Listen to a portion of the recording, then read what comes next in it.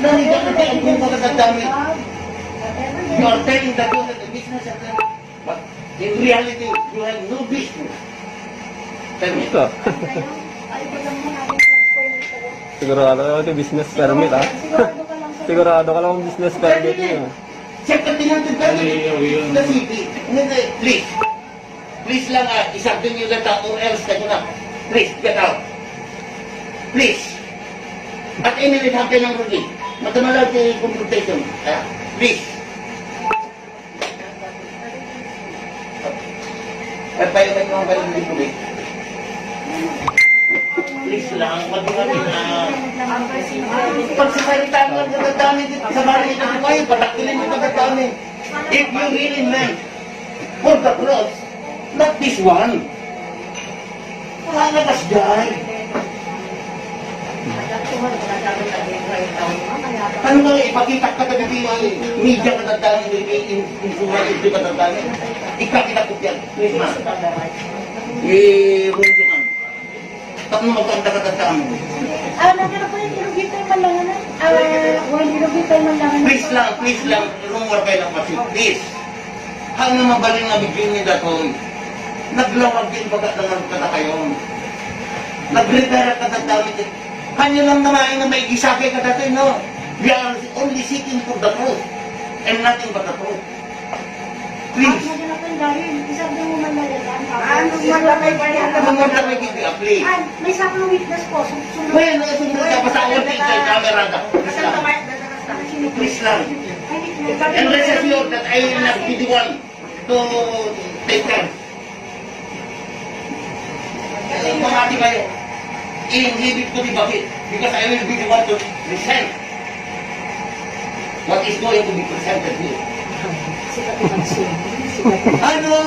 Hanggang sa tinong kasagalit ang respeto. Ang gano'n pala, respeto. Mabugi tayo niya naman pa. Mabugi na din ah. Suspend. Suspend. Because, dahil hindi ka po nakatanda. Suspend na kayo ako. Bago dati, suspend sa mga namin. Kata din tayo ba lumamita. Ang verify kayo tumati, mabugado ka ng dami na po ay. Pero yan di ba manawag ko ano, wag sa awan nila, mas nag-goals. Sabi mo, nagkasino kayo ka!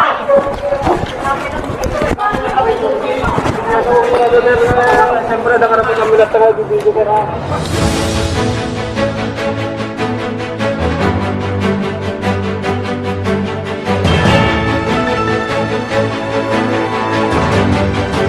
Ang barangay clearance ay isang dokumento na in demand at pinakakailangan mo para makapag-transact sa mga iba't ibang government offices. Halimbawa na lamang, bago ka makakuha ng postal ID, mayor's permit, business permit at iba pa, ay kailangan mo munang makakuha ng barangay clearance dahil isa ito sa requirement nila. In short, ang barangay clearance ang madalas at common na hahanapin sa iyo para sa ID application kung ikaw ay maghahanap ng trabaho para sa affidavit at marami pang ibang legal transactions. Ang barangay clearance kasi ay nagpapatunay na ikaw ay mabuting residente sa isang barangay at merong moral character. Ang pagkakaroon nito ay nagpapatunay na ikaw ay walang anumang negative record, kaya no wonder kung bakit isa ito sa laging hinahanap na document. Madali lang at simple ang pagkuha ng barangay clearance dito sa ating bansa. Abot kaya din ang kailangan mong bayaran kapag kukuha ka nito. Pero bakit kamakailan ay may mga ilang residente ng Barangay 53 Riweng Lawag City na nagrereklamo dahil mahirap daw kumuha ng barangay clearance. Kaya noong February 15 ngayong taon ay nagpost sa Facebook si Doc Marilo Haniberas Tamayo, isang businesswoman, isang lisensyadong naturopathy, acupuncturist, formulator ng isang napakasikat na Doc Hanis Tibicus at health and wellness educator. Pinost ni Doc Marilo Tamayo sa social media ang kanyang naranasan na mahirap daw makakuha ng barangay clearance at noong nag-viral sa Facebook ay maraming nag-react at nagkomento. Kaya kamakailan ay nakatanggap ng sumon si Doc Marilo Tamayo mula kay punong barangay Manuel Savillano at ng ilang residente ng barangay Riweng, Lawag City dahil sa post sa Facebook ni Dr. Tamayo. Pero hindi natuloy ang confrontation dahil ang punong barangay dahil ayaw niyang mabidyo ang kanilang confrontation. Gustong madocument ang confrontation ang kampo ni Dr. Tamayo, pero ito ang nangyari. Pinapag mo na, Dora. Dati nung may hindi ka tatamit, aging hindi ka may kang yung kunain. Aging hindi ka, pagkatang mo yung check ng kano. Yes, sir. Yes, sir. Ay, sumanda nga ito, katadami ka, I know what I'm going to. Yes, sir. Siguro wag yan tayo. Kapisaran, alam ko rin yan. Ugyanan tayo. Ugyanan tayo yung Ay, wala nang drugyan na nagkakataka ko, no. agree. Please, please, Sir, don't misquote me. Because I know, Sir, naranig nyo pa yung ititikastoy, how much more kada dito nga rin yung kumakipag-bis katatamin mo. Ay, gusto yun, sir. Ilitan mo nga rin, sir, that you don't like... Kaan na kayo suro kaya ramibig ka na nag-prepare at katatamin yun, please? Would you mind? Overpower kasi. No, not You're that. abusing your power from... Not that. Da kayo tinagarami ka, da kayo tagarami paglungkot. This is... That is Actually, what I'm saying. I have all the evidences. Here, Yes, sir. Sige, sir. narinig ka na kung makakadami. Whatever You are telling that you have a business at them, but in reality, you have no business. Tell me. Ito. Ay, walang mo natin sa Sigurado ka lang business permit ah. Sigurado ka lang, sir. Sigurado ka lang business permit niya. Check the tinatid ka in the city. Hindi, please. Please lang isabdin nyo that out or else tayo na. Please, get out. Please. At inilid hanggang ng rugi. Matamalag yung confrontation. Please. At tayo tayo mga balik ng rugi. Please lang, magmamit na. Pagsasalita ka ng katatamin dito sa bali na kayo, palakilin mo katatamin. If you really meant for the cross, not this one. Wala na kasday. Ano nga, ipakita ka tagadi ang media katatamin, influence ito katatamin. Ikakita ko yan. Please man. Mundo man. Tapos magkanta katatamin. Nandiyan po yung kirugit. Ang namabaling na bigyan niya datoy, naglawag din bagat ng katakayon. Nag-retire ka datoy. Kanyo lang naman na may gisake ka datoy, no? We are only seeking for the truth and nothing but the truth. Ano malamay ka niya? Ano mo na may give-up-play? Ay, may sakang witness po. Ngayon, sumunod ka pa sa audit kay camera ka. Please lang. And rest assured that I will not be the one to take them. Pangati kayo, i-inhibit ko di bakit? Because I will be the one to present what is going to be presented here. Ano? Hanggang sa kinong kagalit ang lugiin mo na ngayon, nasa kapit bias ako. Grabe kayo. Kaya kung kumalaman ka, dapat mag-contact sila.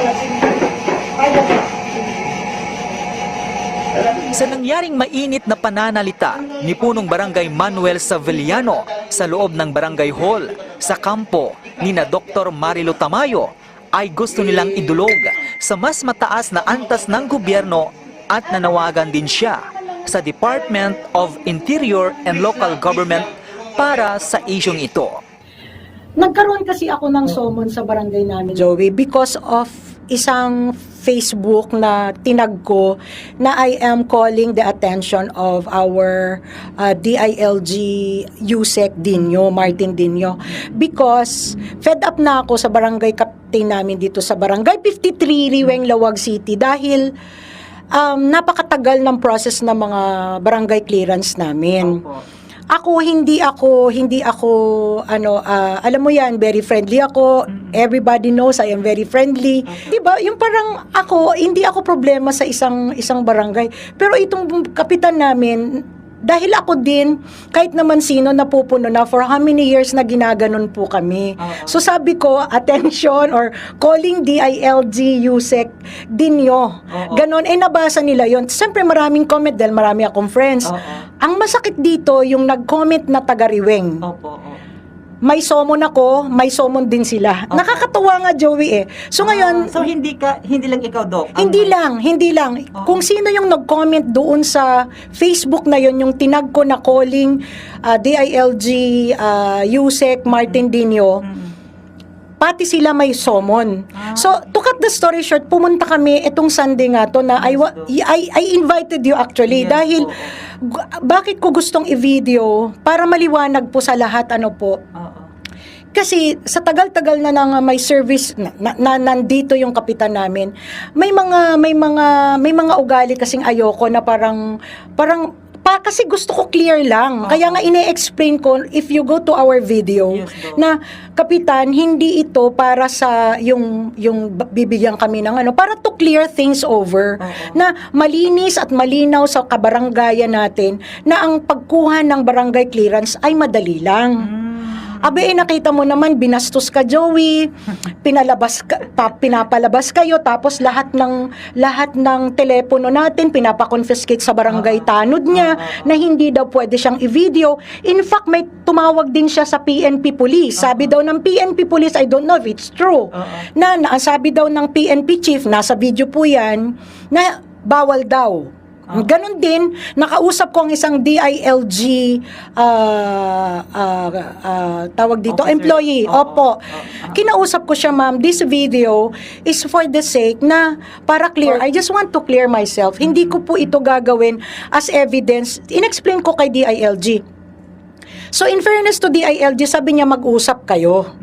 Kung gusto niya or hindi, kasi oo nga naman, hindi naman bawal yan, kasi our intention to video the footage ay the confrontation, Joey, is to clear things over, kasi baka mabaliktad na naman kami, siya na naman yung nagsasabi ng totoo, kami na naman yung mali, but at least I have proof naman, as kabaranggayan niya, as sabihin natin, concern to the people na iniipit niya. Ganun po yung gusto ko. Wala po akong intention na i-harm itong kapitan na to. Pero nakita mo naman, nandun ka, Joey. His actuation, kaya nga hindi natuloy yung confrontation, Joey. Kasi nakita mo naman, yung ugali niya, sila na yung nagpopunyeta sa amin. Nakita mo yung Joey, na ako, cool lang ako. You go over the video, cool lang ako, pero sila, something like parang galit na sila lahat sa akin. So, the thing is, I want to clear things over, Joey, na my intention to have the video, which is public naman yun, hindi naman private po. Na gusto ko lang maliwanagan bakit ganun ang proseso ng barangay clearance na marami hong nagpipirma sa amin. Merong punong iba si punong barangay, iba ang kagawad, iba din ang treasurer, iba ang secretary, meron pang purok leader. So di ba pasakit kunwari ikaw na isang ordinary na tao at kailangan mo, you have to go to the secretary muna para magpumirma siya, you have to pay to the treasurer, and then maraming So sabi ko, di ba, kautos-utusan sa atin, pag barangay clearance, ibigay na yan agad. Kasi, kung magkakabarangay tayo at magaling ka na kapitan, kilala mo kung sino at ano ang klase ng taong nandun sa barangay mo. Yun lang po yung gusto ko sanang ipunto para maliwanag sa mga kasama ko, lalo yung mga iniipit niya na kasama ko dati. Doc, how many times na pabalik-balik kayo sa barangay hall upang sa ron makakuha lang po kayo ng barangay clearance? Actually, hindi ako yon. Yung aking staff. Yung aking staff. Kasi nga, di ba, you know that I'm busy. Yes po. Actually, yung asawa ko ang concern dito. Yes. Kaya lang, syempre, asawa mo, tapos, syempre, di ba, meron siyang project na kailangan ng ipasa, na kailangan ng Pilipinas. Tapos, 2 weeks in the making, wala pa. Tapos, ang dami nilang sinasabi na, hindi ako ang pipirma niyan, si kapitan ang pipirma niyan. Diba yung tipong ako rin din na rin po, if you are on my side, ako hindi po ako nagmamalinis, sa totoo lang, kaya lang I just want to clear things over, gaya ng barangay namin. I don't have any hatred to our barangay kapitan. Kaya lang yung gusto kong i-video, kaya nandun ka, Joey, para kaya nga nagpatawag pa ako ng pulis. Actually, I called Sir Mario. Sabi ko, Sir Mario, I have summon sa barangay namin. Kung pwede akong alalayan ng kahit 2 pulis, baka kasi magkaroon ng mainit na ulo or something. Kaya nagpadala si Sir Marius ng dalawang pulis. Kasi nga alam ko kasi high blood ang kapitan namin dito. Nakita mo naman. Yes. O di ba nung pag-alis namin, nag-react na sila na may mga punyeta pa sila. Tapos nakita mo naman yung mga actuations. Nandun ka, Joey. So nakita mo and you are a witness kung gaano kabait ang mga officials namin dito, kung gaano nila itrato yung mga tao na sana sila yung pinagmumulan ng magandang usapan. Yes, Doc. Tama? So the thing is, I'm calling, I mean, this video is not for the sake of me or anything. For the sake of the people, lalong-lalo na kung isa kang kapitan o isa kang takapaglingkod sa bayan, dapat low profile ka lang, mababa ka lang, hindi yung iniipit mo ang isang tao. Tama, Joey? You are the witness, Joey. Kaya nga, sabi ko, Joey, punta ka para i-coverage mo siya. 'Di ba?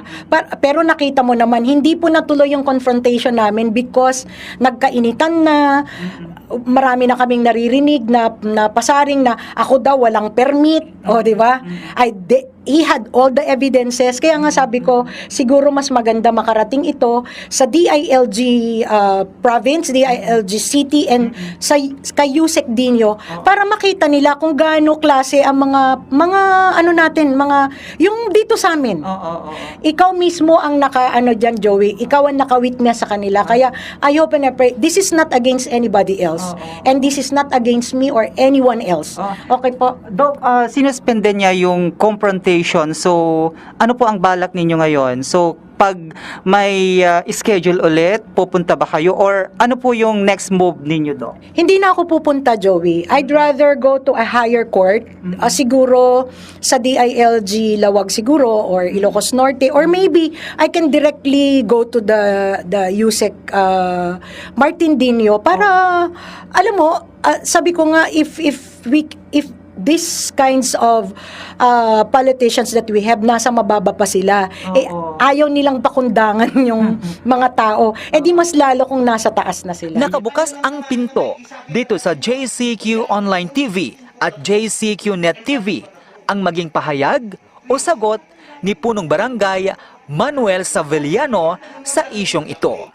Ako po si Joey Cordero Kiawit, nag-uulat. Kung bago ka pa lamang sa aking YouTube channel na JCQ Net TV at kung hindi ka pa nakasubscribe, mag-subscribe ka na at huwag kaligtaan na i-click ang notification bell upang sa ganun ay palagi po kayong manonotify kapag may bago po akong video o content, at huwag din kaligtaan na i-like o i-follow ang aking Facebook page na JCQ Online TV. Dito po kayo makakapanood ng mga local news, local features, local documentaries at mga iba't ibang vlogs mula sa Ilocos Norte, nearby provinces at mga iba't ibang lugar. JCQ Net TV sa YouTube at JCQ Online TV sa Facebook page. Maraming salamat po. Ang JCQ Net TV at JCQ Online TV is powered by JCQ Multimedia Services, owned and managed by yours truly, Joey Cordero Kiawit. Located my studio and office at Barangay 6, San Juan Bautista, San Nicolas, Ilocos Norte. JCQ Multimedia Services is DTI registered and member of Philippine Online Broadcaster Association.